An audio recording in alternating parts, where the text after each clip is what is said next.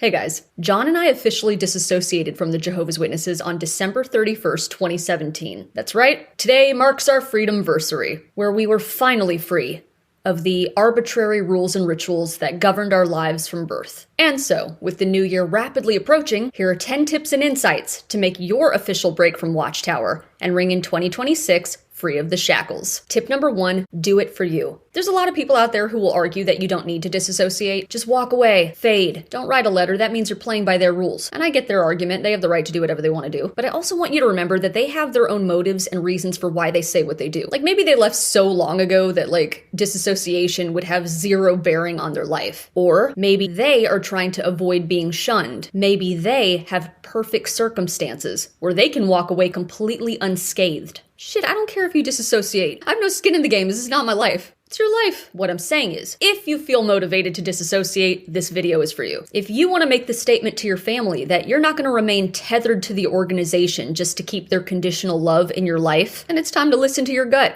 and do what's right for you. Tip number 2, be wise and prepare. Swear to God, you gotta make all these glaring caveats. If you're in immediate physical danger, all right, if your safety is on the line, if you're financially dependent on your family, there's some serious mitigating circumstance. I'm not talking to you, but under any other circumstances, start to build a support network. And I don't know what that's gonna look like for you. Crashing on a relative's couch, maybe a coworker, I don't know, maybe a partner you've been secretly banging on the side. Just make sure you're in a secure position, whether you're married or single, it doesn't matter. And maybe you have all your material needs met, but emotionally, you're going to be a wreck and you're going to need somebody to talk to. Bottom line, go in with a game plan and I cannot overstate this. Don't lead on to anyone until you're ready to pull the plug. All right?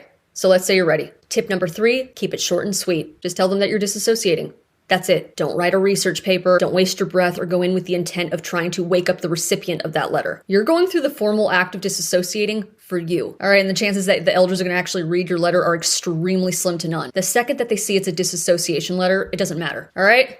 Single sheet of paper, or text an elder. Tell them you're out, and that you will not be discussing it further. Why do I say that? Tip number 4, be firm. Once the elders receive your letter, they're going to attempt to contact you for a judicial committee. Do not, I repeat, do not let them strong-arm you into a committee. You made up your mind, there's nothing else to talk about.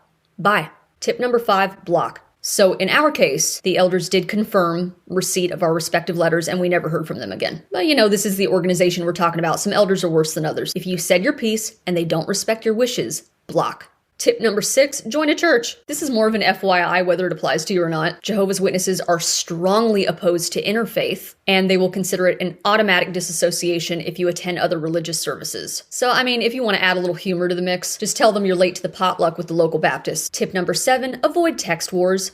Oh my God, it's almost countdown, guys. Do not get stuck in a texting war with your family. It's your family. Use discretion. If you feel like there's something that needs to be said, you want to say your piece or get something off your chest, that's fine. But say your piece and then stop.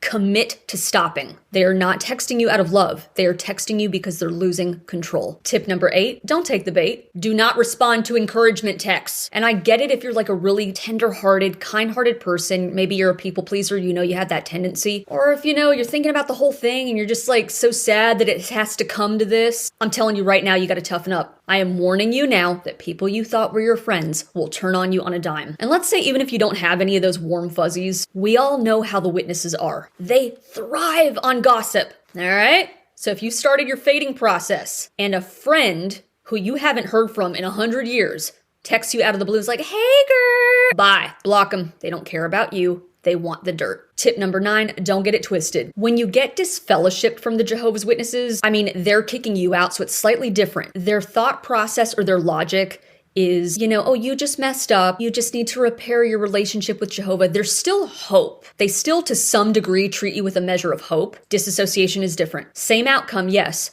but it is an aggressive move that guarantees estrangement from your devout family. But listen to me. Don't get it twisted. Do not let your family fuck with your head and tell you that you are cutting them out of your life. Don't take the bait, it's mind games. Of course, your family is going to take your disassociation as a personal affront because they cannot separate themselves from their identity as Jehovah's Witnesses. All right, I'm fully aware of that. But the facts are, you are cutting off a religious ideology not your family. Repeat after me, right? From your favorite auntie apostate Beth. It is not your responsibility to make nice, fix the family's dysfunction, and you're not responsible for their feelings and grief. Which brings me to my final tip. Tip number 10, it's okay to have mixed emotions. You essentially just went through a divorce with your family, even though that's not what you want. I mean, maybe you do, that's a separate story, but it's gonna suck. I talked about it before with people that it's almost like disassociation is almost like a form of blunt force trauma. I mean, like overnight. People who are in your life, your family, everybody's gone. You could feel elated, and you will. You could feel elated. You're free.